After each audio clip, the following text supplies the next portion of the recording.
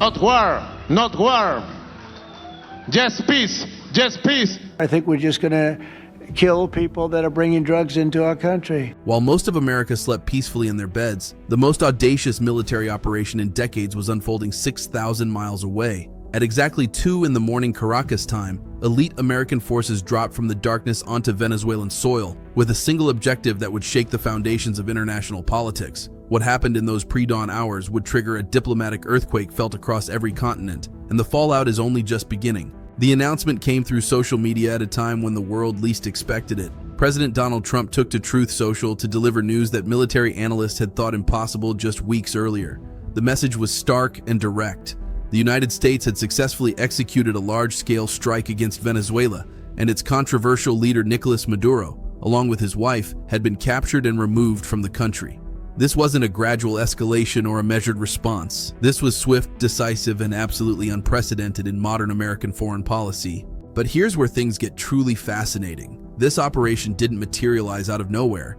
The seeds of what transpired had been planted months earlier, growing through a carefully orchestrated series of actions that most observers dismissed as mere saber-rattling. The intelligence apparatus required to pull off something of this magnitude is staggering when you stop to consider it. Think about what had to happen behind the scenes. American intelligence agencies needed to know exactly where Maduro would be at precisely the right moment. They needed to map out his security details, understand his movements, and identify the perfect window of vulnerability. This wasn't just about having satellite imagery or signals intelligence. This required human sources on the ground, real-time information flowing back to command centers, and the ability to adapt rapidly as the situation evolved. The operation itself reads like something from a military thriller. Special Operations Forces, likely members of the legendary Delta Force or SEAL Team 6, were inserted into Venezuelan territory under the cover of coordinated airstrikes. These weren't your average military personnel. These were operators who trained for exactly these kinds of high-stakes missions, flown by pilots from the 160th Special Operations Aviation Regiment,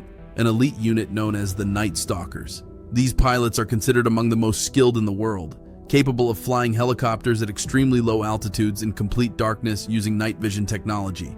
Video footage captured helicopters skimming over Venezuelan territory, moving fast and low to avoid detection in anti-aircraft systems. What makes this even more remarkable is the sheer amount of firepower that had been quietly assembled in the region over preceding weeks. This wasn't a hastily thrown together operation. The USS Gerald R. Ford, one of America's newest and most advanced aircraft carriers, had been deliberately rerouted from European waters to the Caribbean. Accompanying it was an entire strike group, representing some of the most formidable naval power projection capabilities in existence. Assault ships carrying dozens of helicopters and strike aircraft positioned themselves strategically. F-35 fighter jets, the most advanced stealth fighters in the American arsenal, had been deployed to Puerto Rico from various squadrons, including units from Vermont known as the Green Mountain Boys. Marine Corps variants of the F-35 had also been positioned in the region. All told, roughly a dozen warships sat offshore, along with KC-135 refueling planes stationed in the Dominican Republic to support extended flight operations. This massive buildup should have been a clear signal, but Maduro apparently misread the situation entirely. For months, President Trump had been issuing warnings that most international observers assumed were typical diplomatic pressure tactics. It started with drone strikes targeting what the administration identified as drug trafficking boats in the Caribbean and Eastern Pacific. Over 24 such strikes had been carried out, reportedly killing more than 100 people. Then came the seizure of oil tankers that the Trump administration claimed were associated with the Maduro regime,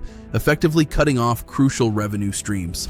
Time and again, Trump declared that Maduro must go, and more than 15 times he explicitly stated that strikes on Venezuelan territory were coming. The Venezuelan leader's response to these threats is particularly telling in retrospect. In what would turn out to be one of his final public appearances before the operation, Maduro gave an interview from inside a car.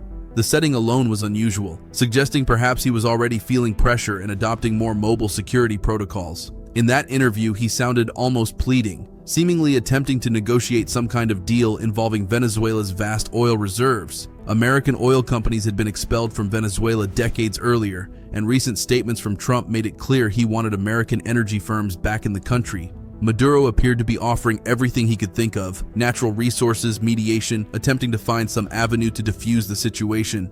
But as President Trump himself had stated bluntly in October, Maduro was offering everything for one simple reason: he understood the potential consequences of conflict with the United States. That October statement left little room for misinterpretation about what might happen if the Venezuelan leader continued down his current path. And yet, despite all the warnings, despite the military buildup, despite the escalating actions, Maduro remained defiant. That defiance would prove to be a catastrophic miscalculation. On New Year's Eve, just days before the operation, a reporter had asked President Trump what his goal was for the coming year. His one-word answer was revealing: peace. Yet peace, as the president clearly saw it, sometimes requires decisive action to remove sources of instability and threat. For Maduro, that particular version of peace was not going to include his continued rule. The timing of the operation itself reveals careful planning. Conducting the raid at 2 a.m. local time meant most of the population was asleep. Security forces would be at reduced alertness levels.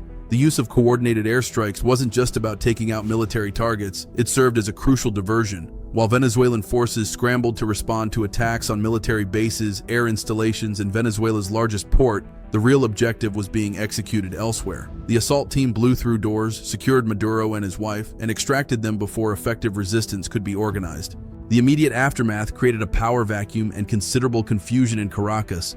Venezuela's Vice President Delcy Rodriguez appeared on state television demanding proof of life from Maduro. That public statement itself was confirmation of sorts, an acknowledgement that something significant had indeed happened to the country's leader. Suddenly, Venezuela found itself in an unprecedented situation. Its president had been physically removed by a foreign power, and the chain of command was unclear. From a legal and constitutional standpoint, the operation raises fascinating questions. Senator Mike Lee released a statement indicating he had spoken with Secretary of State Marco Rubio, who explained that Maduro had been arrested to face criminal charges in the United States. The kinetic military action, according to this explanation, was deployed to protect personnel executing an arrest warrant. Lee suggested this fell within the president's inherent constitutional authority under Article 2 to protect American personnel from actual or imminent attack. This framing attempts to position the operation not as an invasion or act of war, but as a law enforcement action backed by necessary military force. Historical parallels are being drawn to Operation Just Cause in 1989, when American forces invaded Panama and captured Manuel Noriega. That operation was also justified on grounds of drug trafficking and threats to American citizens. Like Noriega, Maduro faces drug trafficking charges in the United States, charges that had been filed years ago but obviously couldn't be prosecuted while he remained in power in Venezuela. The international response is predictably split along existing geopolitical fault lines. American allies are generally expressing support or at least understanding for the action, but Maduro's backers, particularly Russia, China, and Iran, are likely to condemn the operation strongly.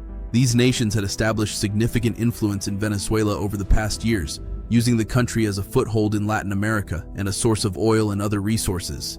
The removal of Maduro directly threatens their strategic interests in the Western Hemisphere. This operation fits into a broader strategic vision that had been articulated weeks earlier. Secretary of Defense Pete Hegseth had outlined a new military security strategy in early December that explicitly invoked the Monroe Doctrine, the 19th century policy asserting American primacy in the Western Hemisphere. Officials in the Trump administration, including Secretary Rubio, had made clear their intention to reduce Chinese, Russian, and Iranian influence in Latin America.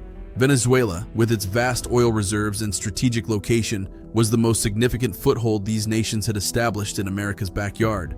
What happens next is perhaps the biggest question. Venezuela now faces political instability at the highest levels. Will Maduro's government collapse entirely? Will other officials in his regime flee or attempt to maintain power? Will opposition forces, which have long claimed election fraud and demanded Maduro's removal, be able to establish a new government? And crucially, how will the international community respond beyond the initial reactions? For the United States, this represents a major test of the new administration's willingness to use military force to achieve foreign policy objectives. The operation's success will likely embolden President Trump in other areas where he's threatened action. Adversaries around the world are undoubtedly taking careful note. When this president issues threats repeatedly and builds up military capabilities, he may actually follow through. The broader implications for international law and norms around sovereignty are profound.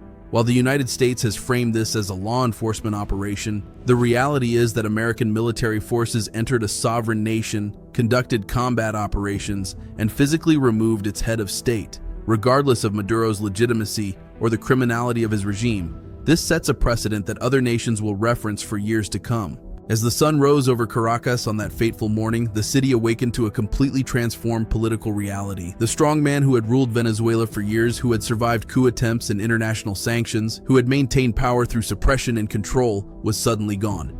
taken in the night by American commandos and now facing justice in a foreign court. For the people of Venezuela, exhausted by economic collapse, food shortages, and political repression, this dramatic turn of events opens possibilities that seemed impossible just hours earlier. President Trump is scheduled to address the nation from Mar-a-Lago, where he'll presumably provide more details about the operation and outline what comes next for American policy toward Venezuela. The military and intelligence communities involved in planning and executing this operation will be analyzing every aspect, learning lessons that will inform future actions. And somewhere, Nicolas Maduro sits in American custody. His decades-long grip on power ended in a single night of violence and precision. That's it for today, folks. See you in the next video.